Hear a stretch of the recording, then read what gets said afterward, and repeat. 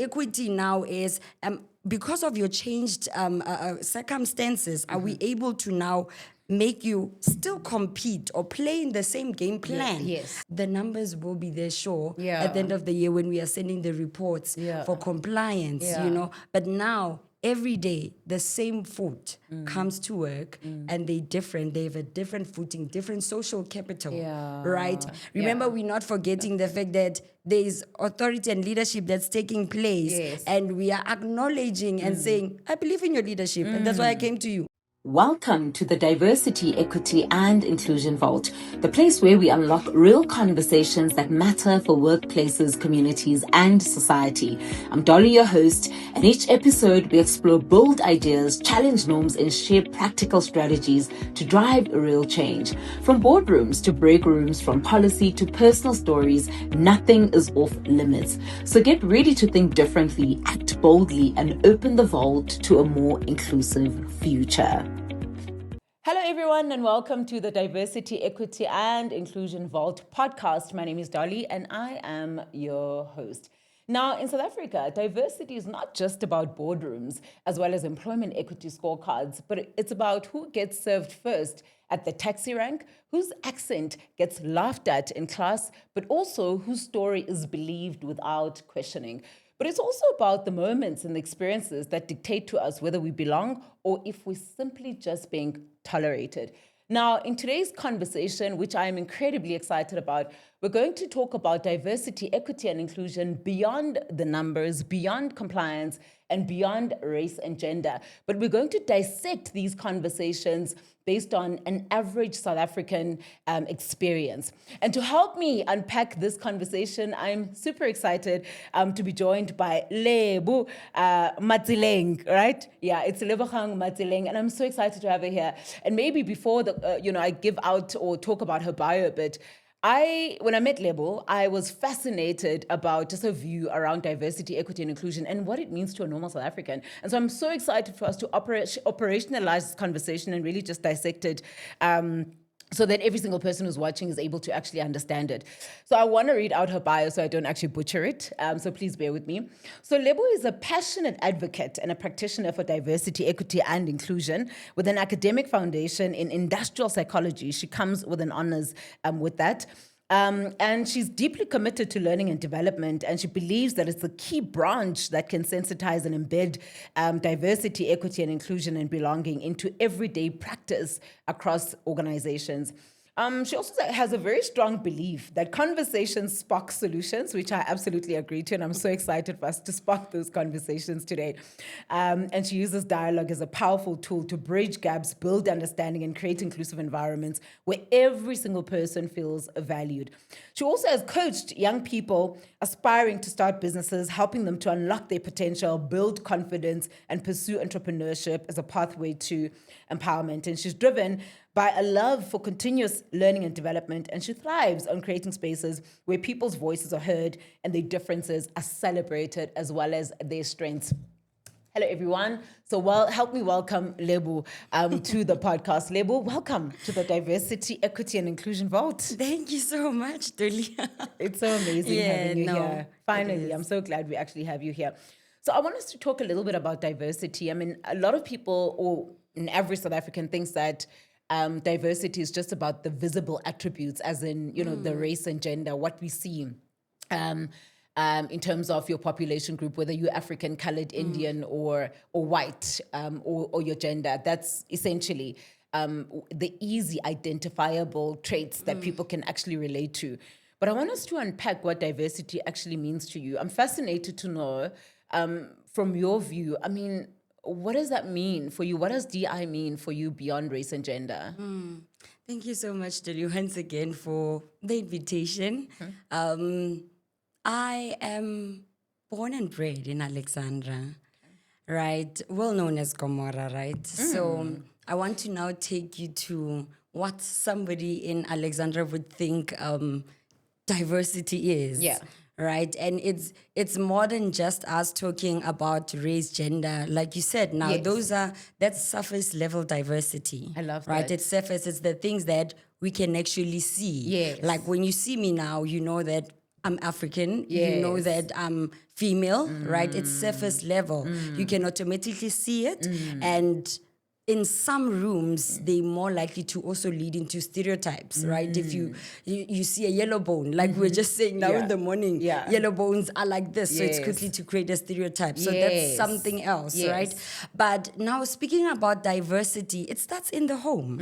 And you would agree that in a home where you are a family of 4 people, right, in that house, already you are speaking to diversity. The fact that I am Lebo Metsileng and my mother is Jacobeth Metsileng, the commonality there is our surnames, but there's already differences in the community that I engage with and the community she engages with. The home itself, that's where diversity starts. So it should never be a shock if I find myself in a taxi rank and I meet 5 other people going in the same location, but we are just having a different perspective to life, right? So if you are asking somebody based in Alexandra, in Soweto, and you say, what do you think diversity is? We are talking about the mix. We are talking about the differences. The fact that in Gomorrah alone, you have different or 10,000 languages in the township.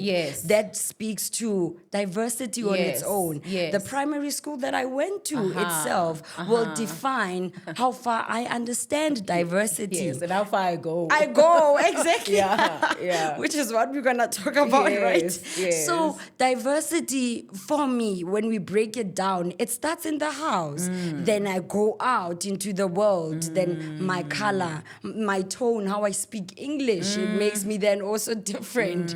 You know, so it's multi-layered. And after us speaking about surface level, there's deep surface level of diversity where we're talking about personality. That's diverse, right? Where we also talk about in the midst of that, my perspectives. That's diversity, how I view life and how I speak into life itself. Those are, you wouldn't know I'm Christian when you meet me the first time. You would have to know me. Those are your deep surface level levels of diversity. So it really depends on how we go about it. I absolutely love that. I love that because it really does then begin to break and demystify the notion that diversity is just about race and gender, because essentially what you're unpacking is that you've got then those secondary dimensions, you know, which school I went to, the kind of educational or tertiary educational level I actually have. So diversity is beyond just what we actually see. It's all these other stuff, secondary, as well as, you know, your other environmental dimensions that you're actually talking about as well, which makes us very complex, I suppose, then as human beings, beautifully complex and beautifully different. But I also then want us to talk about that, the fact that, so yes, we're now determining that there's difference, and difference is powerful. There's strength in difference, and difference is important. But we are in South Africa, and obviously, you know, our history, you know, of apartheid and segregation and division and the like. And whilst we have all these beautiful differences, there's also a conversation to have around then what role equity or equality has, because as much as we're different, equity is equally important, right? We need to make sure that every single person has got opportunities to resources to be able to thrive. And I don't think that that's what's mirrored in our country at the moment, where every single person has got the same opportunities. I firmly believe that there are people that are still far off, you know, compared to others. And I want us to talk about the role of equality and equity in cementing these differences, this diversity that we're actually talking about, that actually diversity is not enough on its own. It's beautiful, but it's not enough on its own. In order for a society to thrive, in order for corporate to thrive, we definitely need equity. But I want us to kind of unpack the difference between equality and equity, because I know some people tend to confuse the two. In your view, what does that look like? Okay, thank you for the question. So I will start at, give you a scenario. This young lady is working, permanent. She then gets pregnant once upon a time, one day, and that means 9 months later she needs to leave. Right? Or maybe 8 months later she needs to leave. Right? And that means the the manager in this case will find somebody who will fill the position in the meantime, right? And that's the maternity cover, right? And they will be gone for at least 4 months, right? And now what will be happening is in the workspace, everything will continue as normal, right? There will be new projects. There will be somebody who's still taking care of the job that this young lady left behind. Sure. But she is now obviously becoming a mother, doing what she needs to do and not worrying about the workplace, Yes. right? 4 months later, her maternity cover is done. She needs to come back to work. Sure. Automatically, what will happen when she comes back, whoever who was filling in, whether it was temporary or somebody within the workplace maybe took the position in the meantime, will have to now leave and hand over the job, right? Right there and then, I will tell you something. She's back to work. Yes, there is equality in terms of resources. There's resources for her to do the work as she was previously, as she entered the space, right? All of those things are still there. She still has time to engage with her manager where KPIs are concerned, right? So that would be, she's equal to everyone else because she still got a job. Her being pregnant did not become any discrimination or whatsoever. But now the equity part is she able to be in the same line like everyone? Because now she's a mother. Things have changed. There's been a body change, right? There's been, the phenomenon that maybe she's forgetting some things at that time. She's missing her baby. She's back from work at so soon, 4 months, you don't get to really bond and stay a long time with your child. She's also reminded by the fact that she needs to pump time and again, go to the bathroom, right? Already now, when we look at it from an equity perspective and considering all of those things, does she have really an equal footing with everyone now that her situation has changed? I love that. Right? Because equity now is, because of your changed circumstances, are we able to now make you still compete or play in the same game plan? Yes. Are your KPIs still the same? You are now back. If my KPIs were within 3 months, there's a project I need to work on and we need to tick a box, would it still be the same considering the fact that I have all these other factors that I've spoken about? And I'm not saying it completely changes how quickly you can grow. But what this example just shows you that now that I'm back from work, I cannot compete with my male counterparts in this case or female counterparts the same way. So equity will now mean the KPIs at this point, maybe they are stretched, right? Or maybe we are looking at the people who are still taking care of my job while I was absent are not instantly removed. They are still there to support for the next 2 months or 3 months. It's not a handover. We are handing you over. You are back. This person loses, is no more in the position. You are now having to take care of it. So I don't know if this scenario does bring the equality part, because yes, we are equal. I'm equal to everyone else. I still have my job. I still do it. But equity, I still need to meet my KPIs like you do. But I had to go home for 4 months. What are the my situation circumstances have changed, right? I love that. So I come back. What are the skills programs that are now established there for me to support me? Because understand, I'm still Lebogang, but I come back with a Lebogang who now identifies as a mother. Right.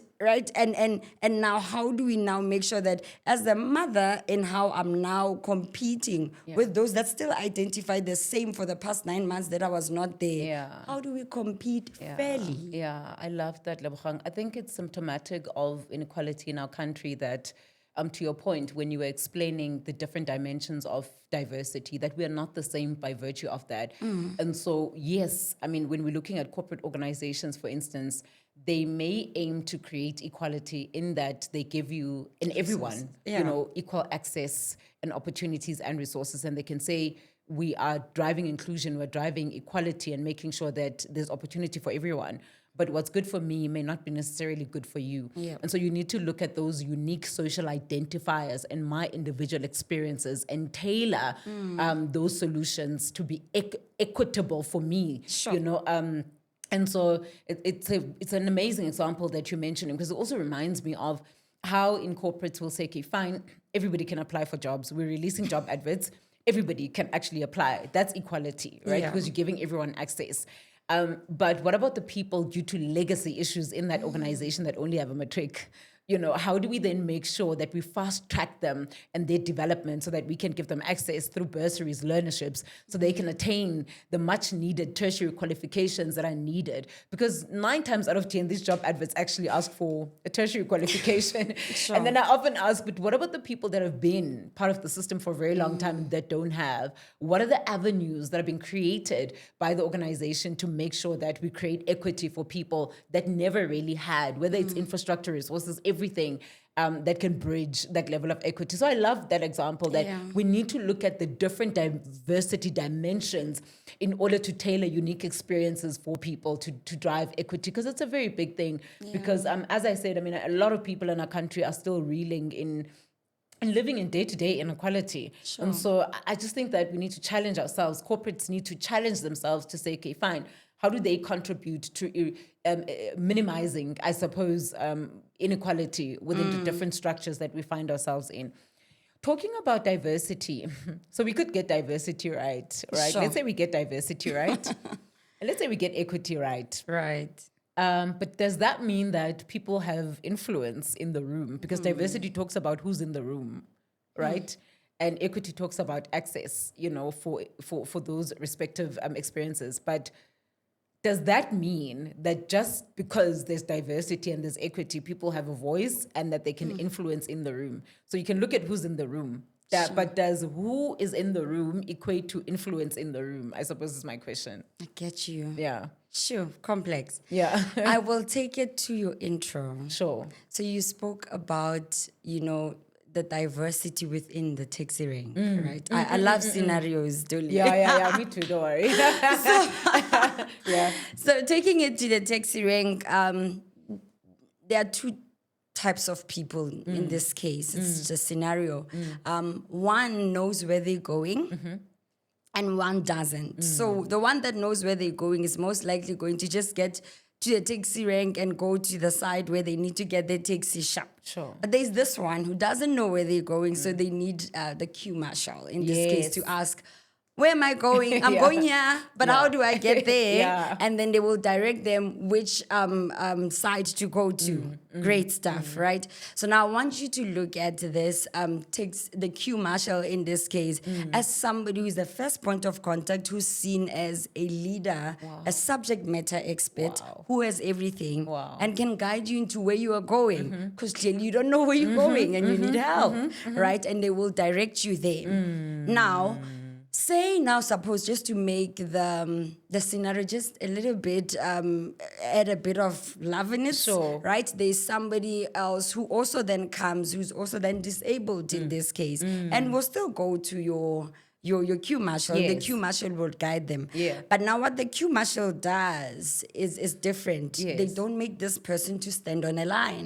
Right? If right then they would obviously give them a seat to say, no, you will sit just here, right? Because now, why I'm making this example, I want to show you that the queue marshal in this case can be the executive, could be the management, the people that make the decisions, the people that know the how to, right? When these people now know the how to and how to guide people, then they create a space of safety. I love that. Right? And now it means that if we are done with equity, right? We are done with diversity. We have made it, do you have the voice? In this case, it answers us to say, yes, the voice still stays there by your management, but when you trust them to lead you, because here's the thing, when you trust them to lead you to where you are going, it makes life a little bit more easier. The truth is, you had a voice when you came to ask for guidance. Yes. Right? Yes. If I came to the queue marshal and I asked where I'm going, already my voice was expressed. Yes. We take it to corporate. I have an issue internally of something that I need sorted. I will approach the management in this case. There is already a voice, but I trust your guidance and your voice to lead me within this territory that you thrive in. So that's how I look at it. So at the end of the day, diversity, we met it. Equity, we met it. We both had voices. But in this case, I'm still confirming that your voice is still, I still believe that your voice can make moves. That's why I'm under your authority. Yes. Right? You are leading me for a reason. Yeah. Tables changed. I would Yes. have to do the same thing. Yeah. Remember, Yeah. we're not forgetting the fact that there is authority and leadership that's taking place. Yes. And we are acknowledging and saying, I believe in your leadership. And that's why I came to you. Otherwise, I would have I would have came to the rank right now and started finding a way to survive for myself and where But can I because go. you're leading. But I understand there's a leader in this Yes, place. yes. And I did my voice, I asked, you answered. We had to be in the same page. I love So, that. Sure, that's so powerful. Yeah. I absolutely love that. So essentially what you're saying is, or if I can add on to that, is influence in the room can be ascertained through leadership, through leadership guidance, essentially is what you're saying. Which brings us, I suppose, then to the inclusion part, because I suppose that's what you're alluding to, that you may hire me, yeah. I may have a voice, but if I don't feel safe in this space, then that's null and void. And what you're saying is that the critical role of leaders is to create psychologically safe spaces for people to be able to express themselves, to express their ideas, to express their thoughts in that kind of environment. That in actual fact, if I feel like the environment is not safe, my leader is the one who kind of creates and cultivates that environment that says, Lebogang, I see you haven't spoken. Do you have anything to say? Lebogang, do you have any ideas? I see you've been quiet. Essentially, you're inviting them into the conversation. You're inviting their voices into the conversation, which is then inclusion. So diversity on its own is not enough. You can bring the people inside the organization. You can create access. But if people don't have a sense of expression of themselves and they can't speak up, then that's not inclusion. It's null and void, essentially, right? Our efforts are fruitless, essentially, is what you're saying. And I love that taxi rank idea, because it's the day-to-day experiences of most South Africans that are shunned upon, where the doors are closed, behind, a lot of people, and people simply don't have a voice. And even if they have a voice, the space is not safe for them to actually speak. And so I absolutely love that, right? And I just, and I suppose that speaks to the culture then, Lebogang, because if diversity is then a numbers game, if diversity is simply just a numbers game, if diversity is then compliance, do numbers improve culture? Do numbers improve culture? And I suppose it really leans into the conversation we've just had right now, that it's really not enough. Numbers can be there, but what you want to do is create a sense of belonging for people where they can stay and thrive and be able to express themselves. And so numbers on their own, not enough per se. Sure. You need the right culture, right? Right, 100%. Yeah. And for me, then we have to say, in this case, numbers for me, I'd view it as, see, BEE? Yes. BEE is not DEI. That's very true. I've been trying to tell them. So I want to answer it from that perspective to say, remember with BEE, for example, in this case, you'd be focused on numbers, right? To say, the scorecard, you hiring. There is also a quota related to EE, employee equity, that you need to be meeting and all of that. But DEI then speaks to, how do we keep the same people that we hired via BEE? Yes, we are compliant. Yes, we have ticked the numbers. Yeah. But the culture within the space, what are we seeking to create from this? So now that we have the numbers, you can have the entire structure that is compliant. Sure. The entire structure that's compliant, but the culture is not safe. Like you said, the psychological safety right there is not created, because we forgot that at the heart of speaking to compliance, we are also speaking to people who come from communities that have a different view to things. Yes. And they're coming into the same space, which they are also expected to function the same, or more or less. The game plan is the same. The game plan is not diverse. When you get to work, the game plan, no, it's not. It's not. It's not. There's one vision. Yeah. There's one mission. Sure. Are you fitting into the vision? Does it speak to you? Are we taking to where you want to go? Sometimes you don't even know where you are going as the employee, right? So the numbers in this case sharp they are ticked, but we need to go back to the drawing board, right? To say that, and I usually maybe see this also with as a small organization rather, where there's no need for them to, they believe there's no need for them to create culture or DEI in the Yes. beginning, Yeah. because it's costly. Yeah. We're just going to hire to make sure that we try to tick the boxes. I mean, it also happens even in your bigger organizations. Yes. We just trying to hire and make sure we tick our boxes. Yeah. But at the same time, the people that we are hiring, what is the culture? What are they really looking into? The DEI, now it speaks to our DEI initiatives. Are they intentional? Correct. Or is it just lip service? Yes. Yeah. Are they intentional? Because let's make an example, right? There was this time I was working in one organization, and it was DEI week, right? And I wanted to understand if they understood what DEI was. Sure. Simple to send a PDF document with a DEI policy. People will read. Some will not read because they are busy, right? Yeah. But now when you do the actual engagement, I asked them, put them in different groups and gave them different, pens, posters. And he said, you know what?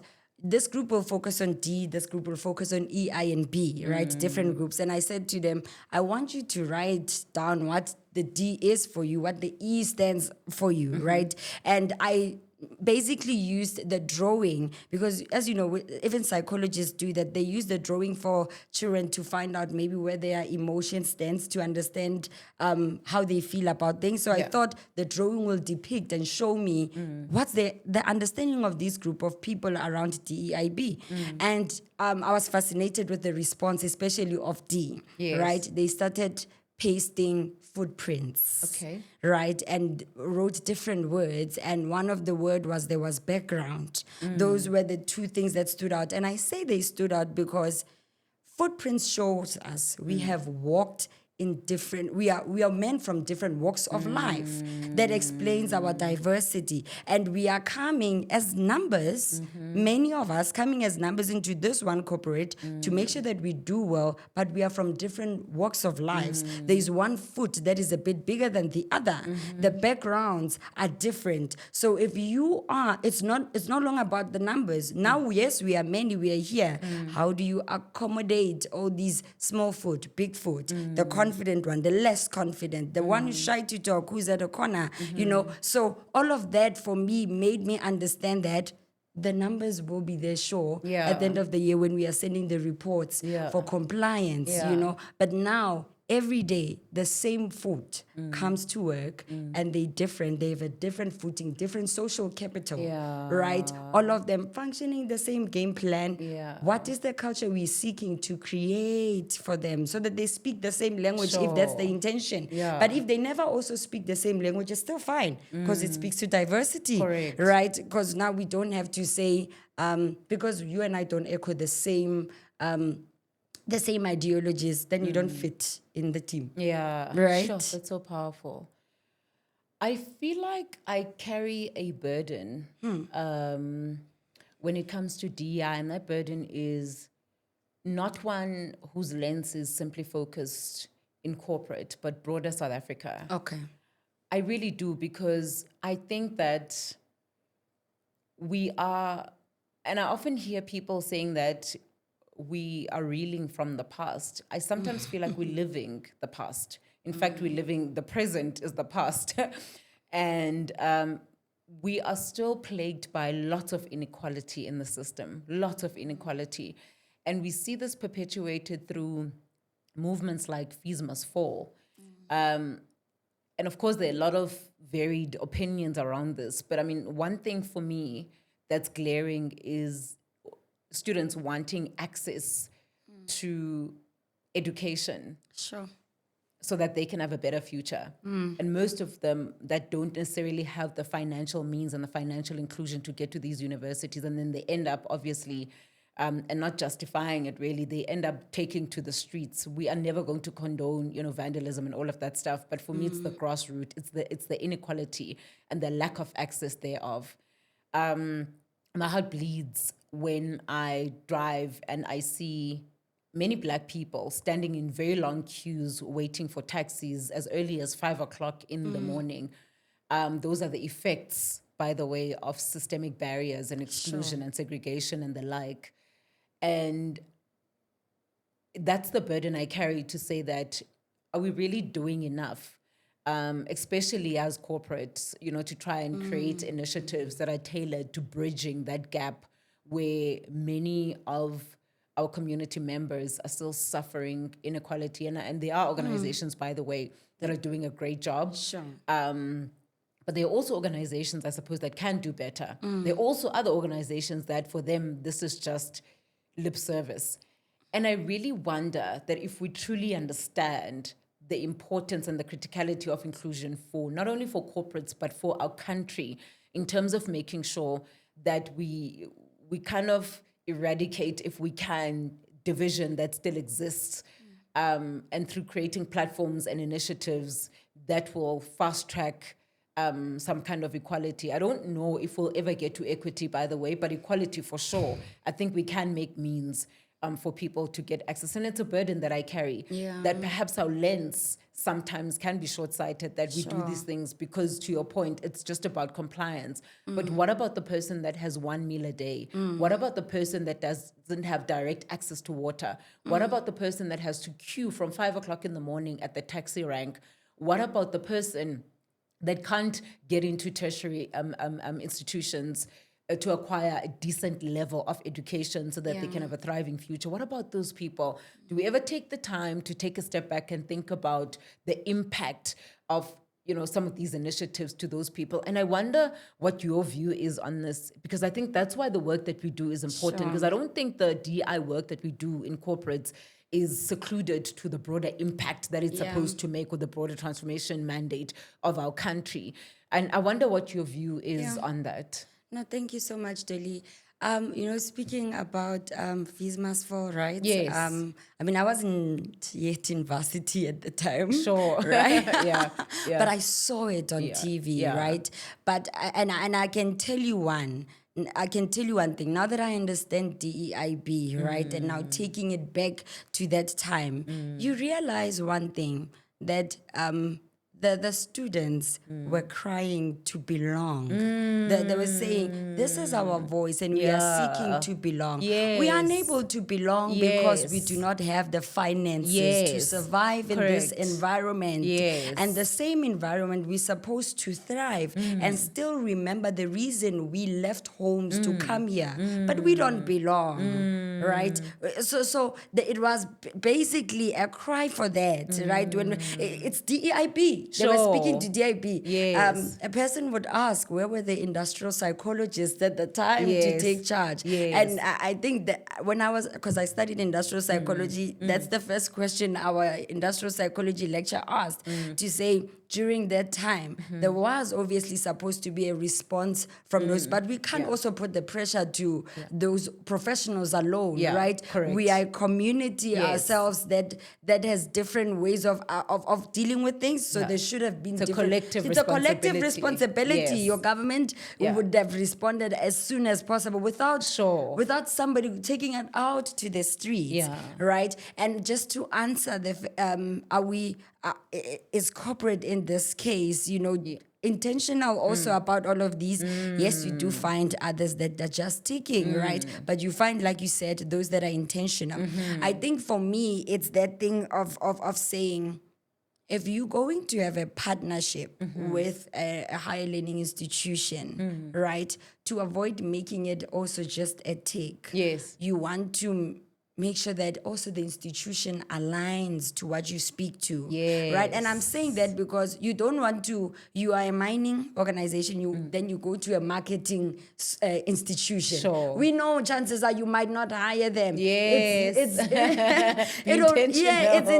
Be intentional, because most that will expose the cracks. Because you are building a pipeline, you've built a pipeline of marketing students, chances you are just going to hire not even 1% of those, like for the marketing in the mining sector, it will be you are most likely going to hire less. So be intentional.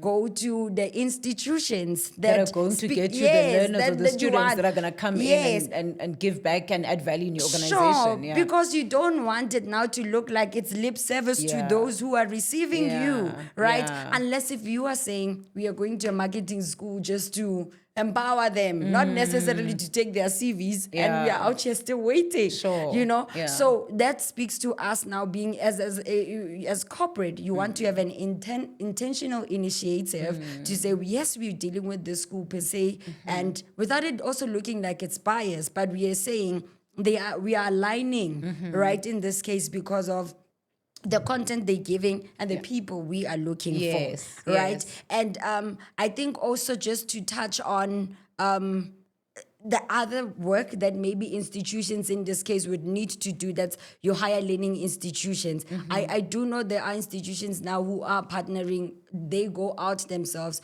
to partner with different organizations. I think from their end also is to understand what is the cry of a student, like generally speaking, and your SRC, that's where they would come in, your Student Representative Council, engage quite a lot with them to table. These are the issues that your black, white, Indian child has, and they're not the same. So when you go out there to look for opportunities for us, in a case we are not in that boardroom, speak the language that the kids speak, because it is not the same. Yes, sure, we're all here to study, but for some it's beyond that. Some went to school because there is a need for a shelter, because there was no peace at home. To run away from home was to go to a higher learning institution, but you still come there and sleep at the library because there's no accommodation. You understand? So it's the people that tell the narrative in the higher learning institution need to then be intentional with hearing or listening to your SRC members, on the students in general. Tell them this is what we actually have issues with. So when you go out and you're partnering with companies, you're not only partnering with them for us only to just get jobs, but for them to also know that we are from communities that are bleeding, right? We have 30% of students that come from Alexandra, that comes from Soweto, and they have been exposed to crime. For example, they've been exposed to the lack of certain things. So as companies, as you come to join with us, you're not only dealing with a job issue, you are dealing with the wounds, the traumas. They're just preparing themselves to come to a professional space, and they might not be ready. We need you to take into account that they come from a place that requires you to come as a bandage and not just professional. Woo! Okay. Wow.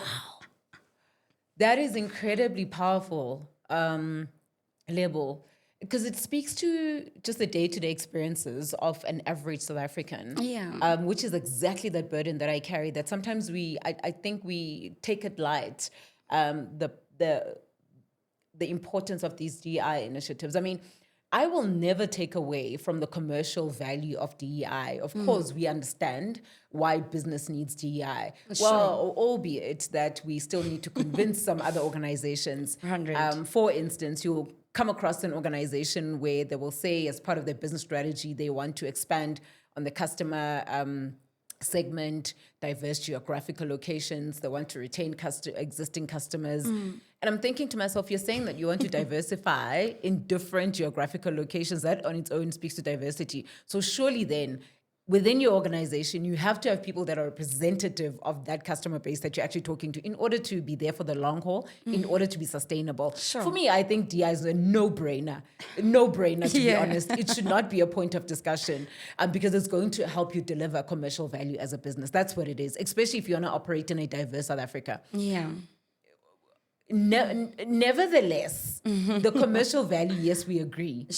But then there's good business that you're talking about. Good business is being aware of the environment that you're operating in, the market that you're operating in. Your market in South Africa is plagued by inequality. Your market in South Africa is plagued by division, by segregation, by lack of access to resources, opportunity. It's plagued by a lot of these elements. And I think the intention, to your point, that organizations should have is Okay, how do we then respond from that front as well? Yes, the commercial value is there, but how do we do good business and making sure that we give back to the communities that we're actually operating in with pure intention, that when our communities are plagued by gender-based violence, it's not something that our employees come in and park by the gate if they've been domestically abused. They come in, with the effects of GBV within your organization. So what then becomes your responsibility as an employer? What support mechanisms do you put in place to make sure that you not only support your employees, but they family members as well who have been domestically abused? For me, that's really what it means to align with the pain points of the communities of the greater South Africa that South Africa is actually experiencing. Because we all carry the same burden. If we are intentional about creating a better, equal South Africa, I think that we will not be arguing around the value that DEI needs to add. 100. And maybe one day you and I will talk about the fact that, okay, fine, I understand. Organizations are facing different maturity levels, I get 100. it. But the fact that we still have to convince leaders about why we should integrate diversity, equity, and inclusion targets in leader scorecards. Yeah. Why are we still having those conversations anyway? Why do we still need to incentivize leaders for driving DEI? Do they not see it as a necessity? But again, look, I'm going to mark my own homework and say, of course, it depends on the maturity level of the organization. And of course, leaders are not perfect. They're also human. Yeah. And they still need to be empowered as well. Yeah. But I want to ask you, so... Yeah, because I don't think we're doing DI purely just for corporate. It's a broader South African mandate. Yeah. What does a truly integrated DEI look like in South Africa? So in your world, if we were intentional about DEI in corporates, feeding into societies, communities at large, and South Africa, what would that look like? I have a lot of dreams about this, by the way. I'm just like... No lines, a taxi rank. No. You know what I mean? Like, I get do you. you get what I'm saying? I get so you. What does that look like for you? I think for me, it will start with the workforce profile. Let's just start with the workforce itself. So there's levels, right? You have the executives, the professionals, semi-skilled, the skilled, semi-skilled, and then the unskilled group. That's from an EE perspective. Right? And you would find the numbers that they're by unskilled. It's literally a lot of Africans. Correct. That is a fact. That is a they fact. are actually the most unskilled. That is a fact. And I'm sorry to interject. That is a fact. Sure. That is a fact. But also then answers to or corroborates the inequality narrative, right? The skewness of, resources, opportunities. And that for that level, you are highly overly indexed with African people. That speaks to the ramifications of systemic barriers that still exist in our country. Sorry, I barged in there. You can continue. Yeah. So for me, an ideal DEI South Africa would be, we start there. If we are so diverse, we're talking about DEI. Are you telling me there's no any other race that can also make part of the unskilled people? Because you can't have such a high number right there. It goes to show you that there's a lack somewhere, even in the community where now you have campaigns, or you have things that are being you have campaigns rather, or let's say issues that you need to sort out. You are not sorting them out also within the environment.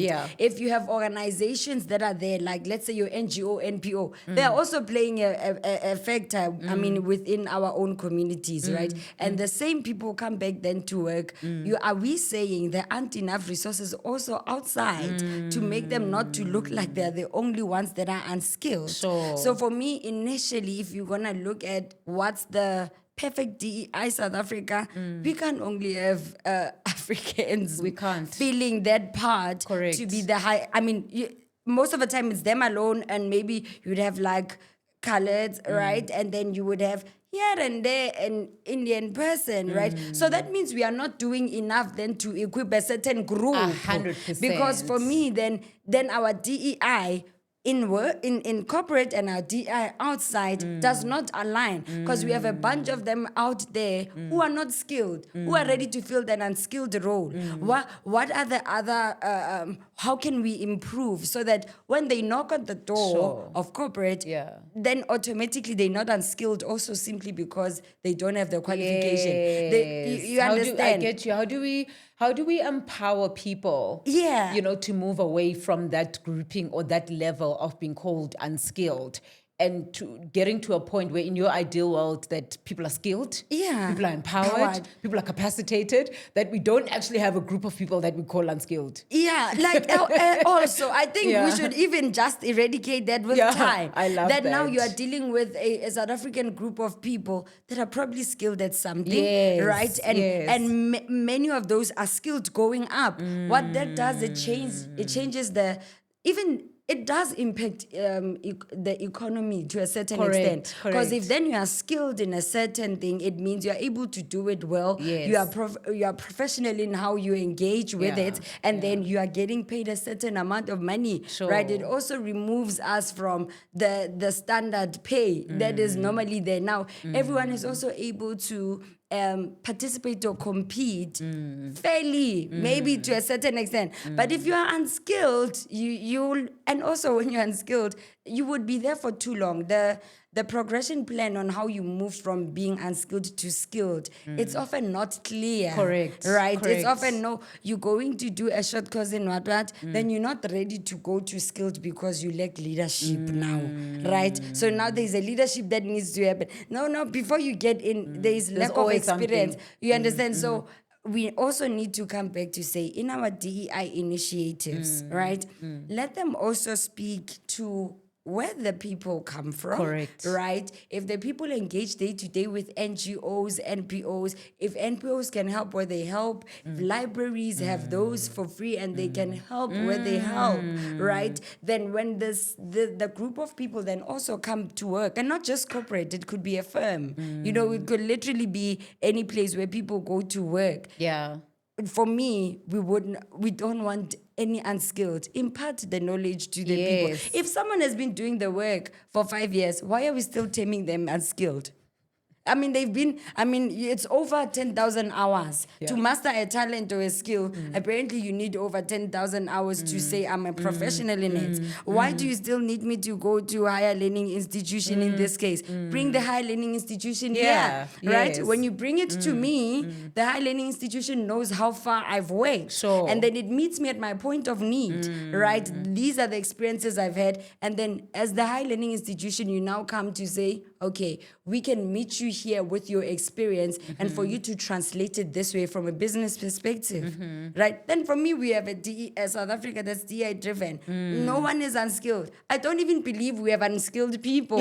I don't know if you get what I'm saying. And I'm saying that I have a brother, he sells popcorns, right? I can tell you now that by next year, he started recently. By next year, this time, he'd be good at selling. So he's no longer unskilled in that category. He's no longer unskilled in that category, right? So now he has mastered negotiating with people, because he's going to engage with people that will say to him, but 5 rand, give me for 3 rand. So he has managed to engage negotiation. I love that. He has managed to engage with different people who are requesting different things from what he has.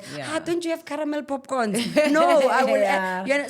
So he will no longer be unskilled in that. He would have now. How do we now make him understand now the world? He might not be in the world of business. Meet him at the point of his need. He is no longer unskilled. I love that. He's no longer unskilled. So if we keep them at the unskilled, if we keep people at the unskilled for too long, it changes also how we perceive our talent. It means we're not intentional, essentially, at all, about empowering people to move from one dimension to the other. Growth. The economy is being impacted. Until we say we don't have any unskilled people, there's talent in every home. I love and that. how you monetize it now, it's something else. But there's talent in every home. You knock in there, in a township, even there's business in every house, guys. You knock there, there's a carpenter. You knock there, there's somebody who can do tiles. There's somebody who can paint. Are they still unskilled? Or are they unskilled because they just can't do the office work?